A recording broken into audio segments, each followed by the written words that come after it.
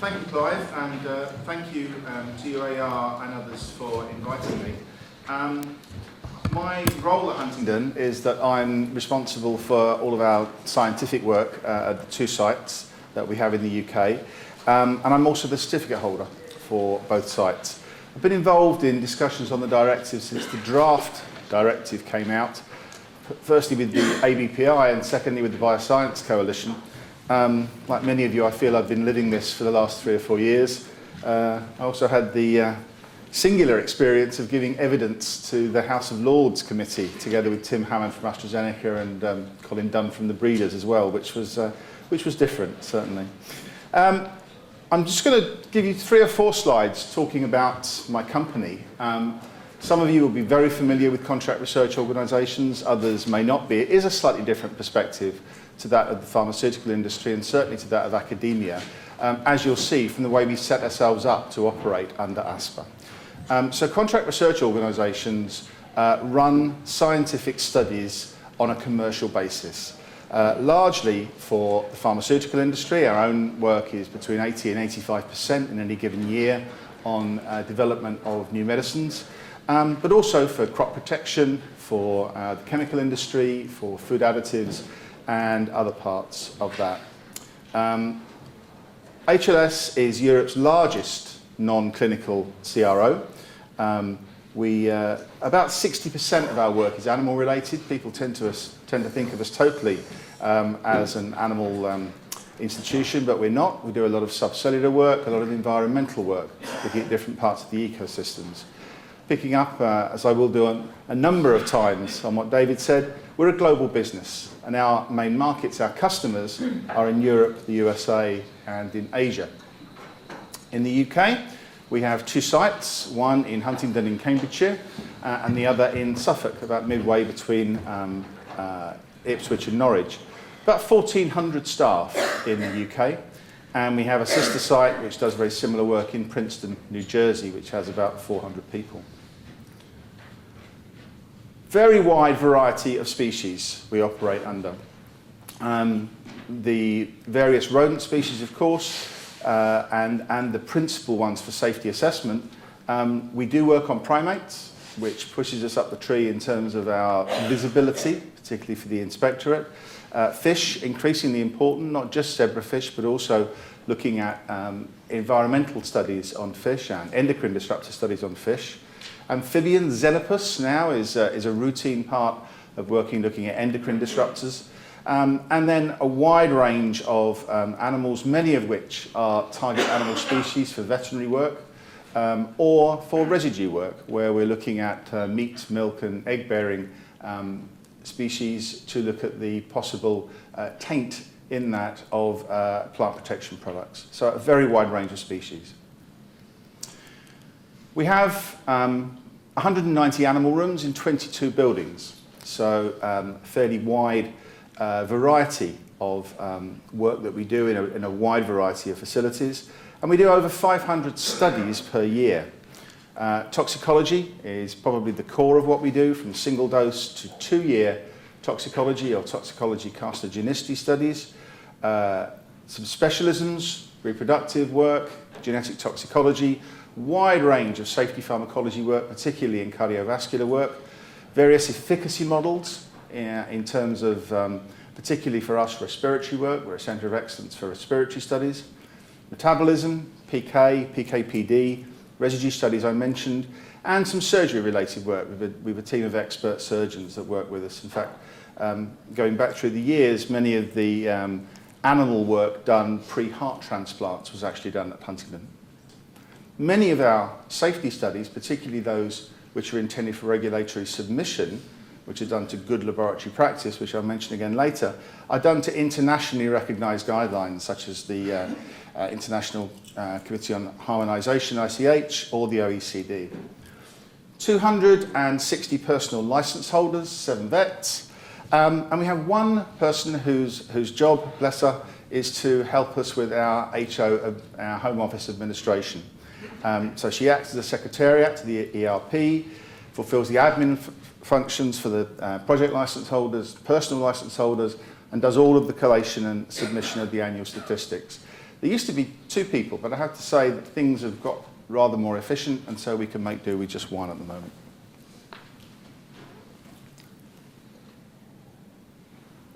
So turning to the directive, we are generally highly positive to it.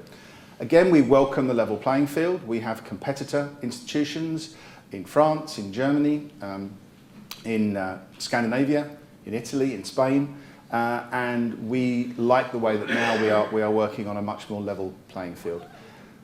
Promoting public confidence in animal research is absolutely critical, and we believe and hope that it will promote public confidence, as has been seen by the rising Mori polls in the last few years. And very importantly, we believe that it will give strength to the 3 Rs across Europe. We've been heavily involved with NC3Rs ever since its inception. We are involved in a number of working parties, a number of initiatives, a number of projects. We think they're a great model, and we hope that's the way it goes across Europe. But the fact that promoting the 3 Rs is now a European-wide initiative can only be a good thing. And you're probably beginning to hear echoes here with David's. We hope it will take away any unnecessary complexity or bureaucracy, because what it's all about is either science or welfare, and sometimes the balance between science and welfare. But it shouldn't be about bureaucracy. So to our inspector. I've worked personally with 2 inspectors as an executive there. We find that our relationship with our inspector at the moment is consultative. It's both science and welfare based. We discuss desired outcomes from the studies. If we're making some amendments, we use them as a consultant. I almost said free consultant, but that isn't true really, is it? So, but as a consultant.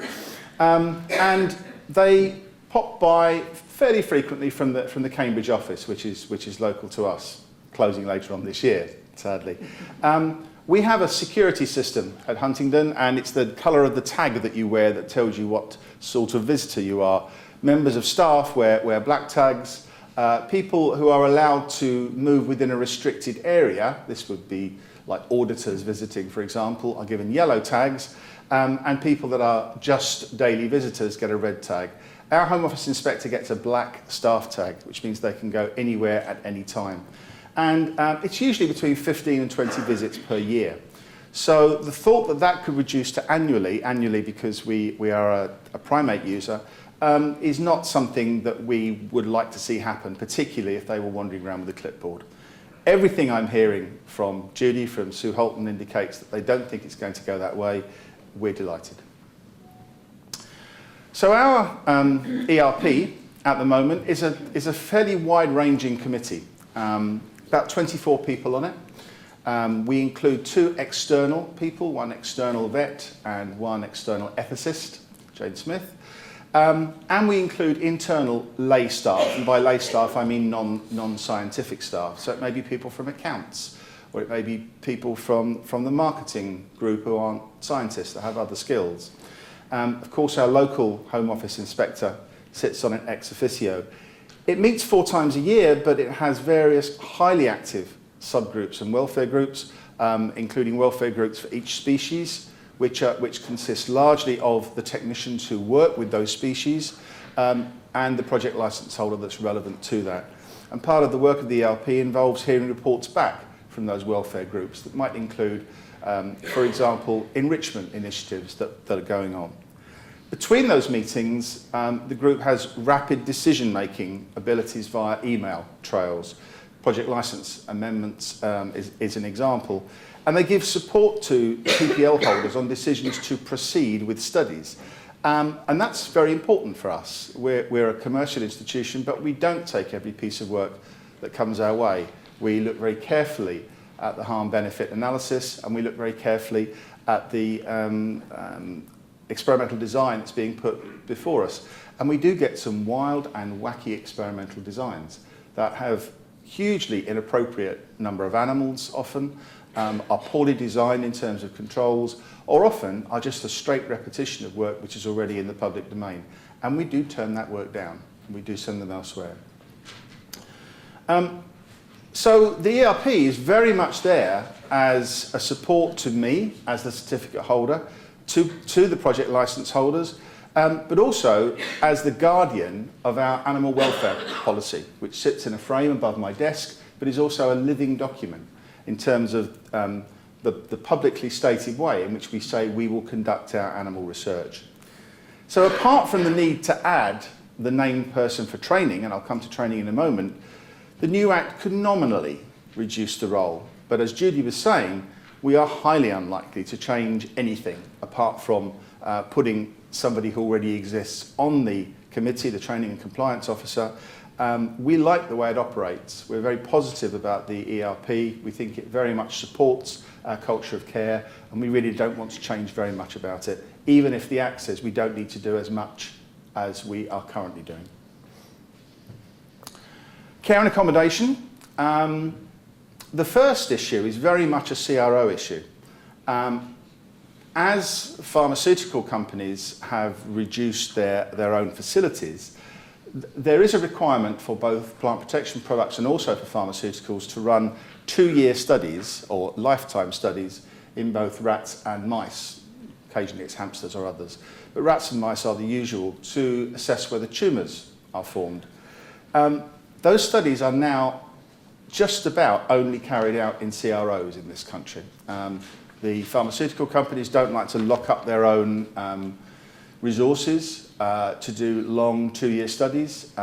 They would prefer to be focusing on the discovery end, moving quickly. So it's us that are largely doing the CARC studies. Now there's 2 issues. There is a suggestion in ETS 123 that the stocking density should begin with 3 rats in a cage. Now we routinely begin with 5, and there are very good reasons why we do that. In a lifetime study, animals die because they die of old age, and anywhere between 20% to 50% of the animals can die off as you go through the 2 years. The 2 areas we are concerned about are first of all commercial, because you'd actually be reducing. If we reduce from 5 per cage to 3 per cage, that can have a deep impact on us in terms of you've just reduced the capacity by 40%. It may mean that instead of running a study in 1 large room, you need 2 large rooms. But there's also a very serious welfare implication. Rats are social animals. Rats like to be together in cages. And it's entirely possible that if you begin with 3, 2 will die during the course of the study, and that animal will be left on his own. Now, I've seen the impact of having rats singly housed on long-term studies. Very occasionally there is a clear scientific justification, and it is deemed necessary to do it. It is not a pretty sight.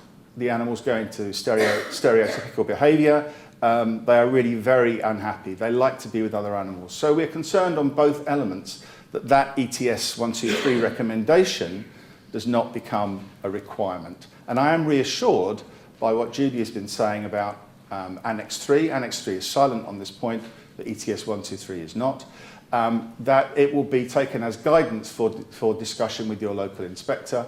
And it's always been the case that our local inspectors have recognised that need. David talked about the changes in engineering standards. He talked about the dog rooms. There's also a need in ETS 123 to go from the current 10 changes of air per hour to 14 changes of air per hour, as well as the temperatures that he mentioned. Again, huge rises in energy and plant costs. Something that will be in Annex 3 is the requirements to give birds a square metre each of space. That will just make a number of studies impossible to run in our circumstances, so we will be getting out of certain parts of that business. It's not a large part of our business. I'm not going to pretend it's a huge concern, but it isn't feasible. That particular thing is clearly thought through, where you keep birds in aviaries and other areas rather than in cages. And the famous 18 versus 20 centimetre rodent cage size, which has probably generated more ink, and I know the Minister is very personally concerned about. We only have 20 centimetre cages, so it's not of immediate impact, unlike the breeders.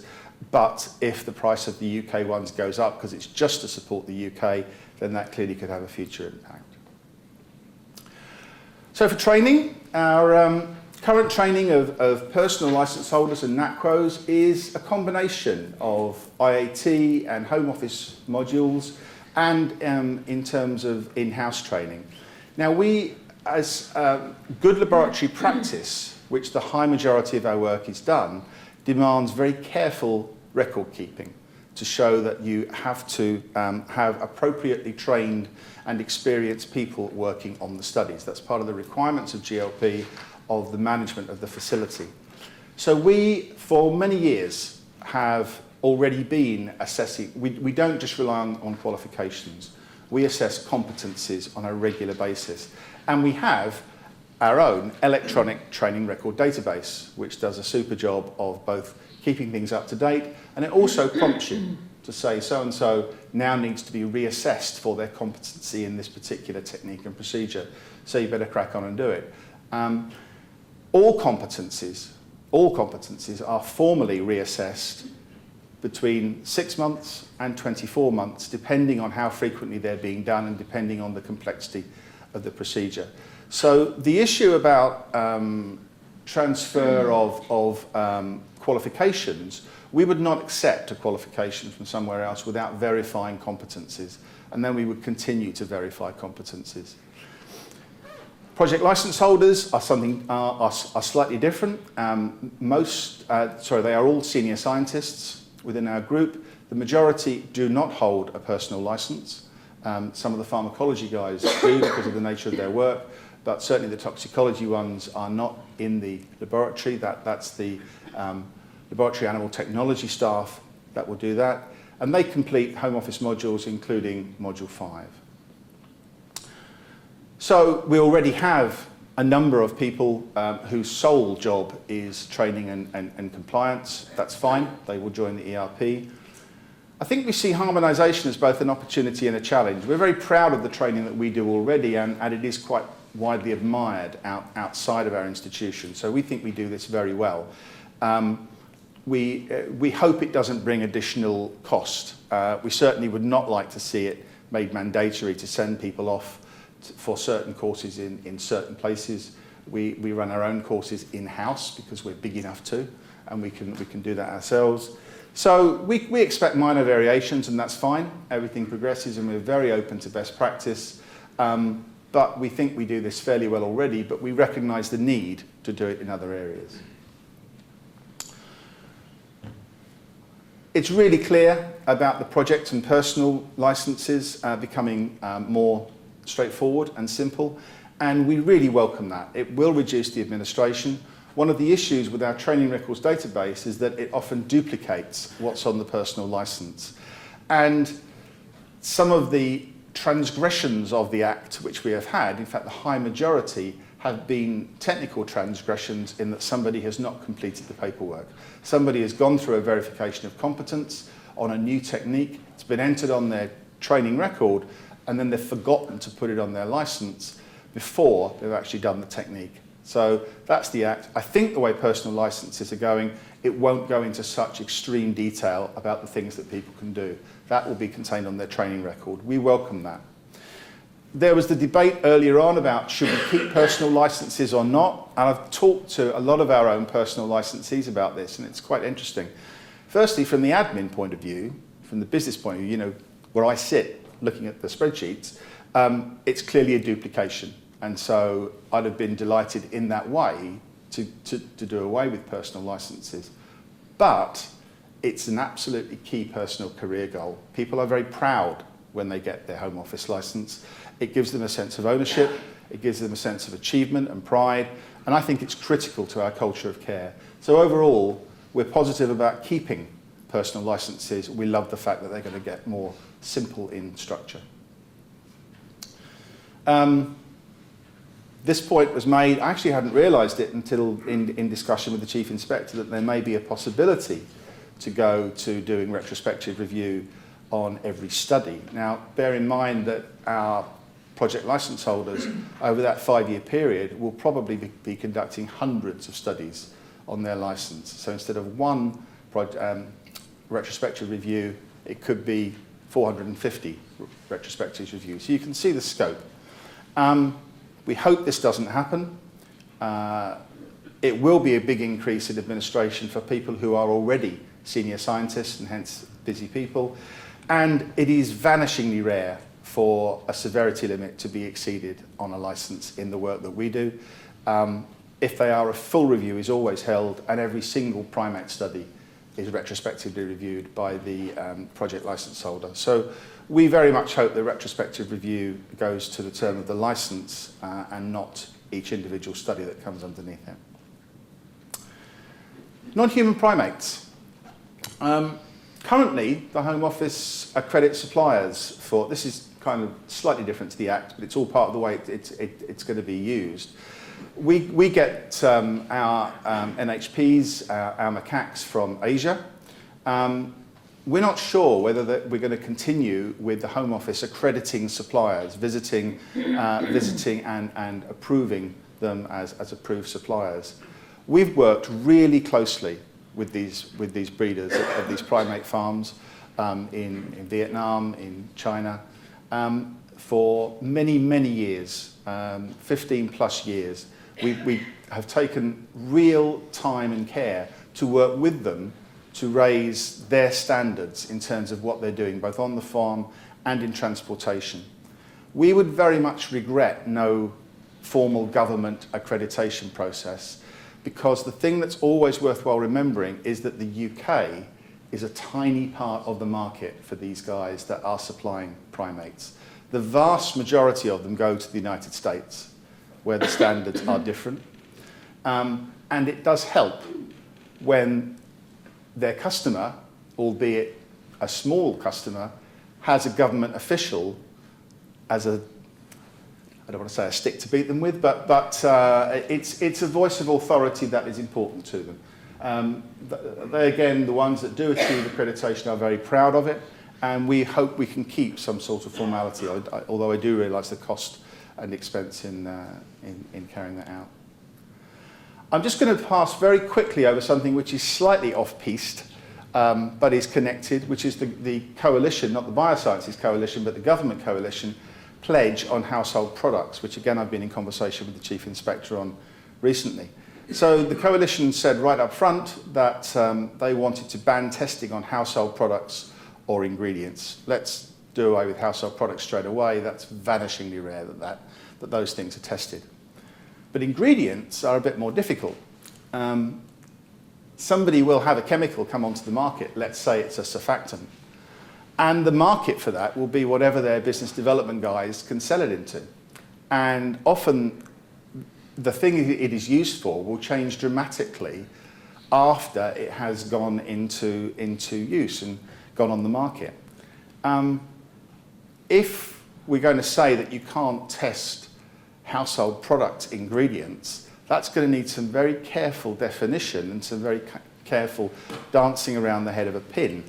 There are specific EU regulations which demand testing on ingredients. They're called REACH. We need to think very carefully about it. Now, 23 years ago, we had the same issue with cosmetics. We stopped working on cosmetics or cosmetic ingredients 1988, so almost 25 years ago. But ingredients can be used in a variety of things. And so we defined and asked people to affirm that the use of the ingredient that we were testing, again, let's use a surfactant, was not intended to be 50% or greater use in cosmetics. So there will be something similar have to be thought about and brought into effect, but it's not directly about the Act, so I'll move on quickly. To conclude, contract research organisations are a very large part of our biomedical science community. We employ a lot of people, we do a lot of work. We do a lot of work on animals.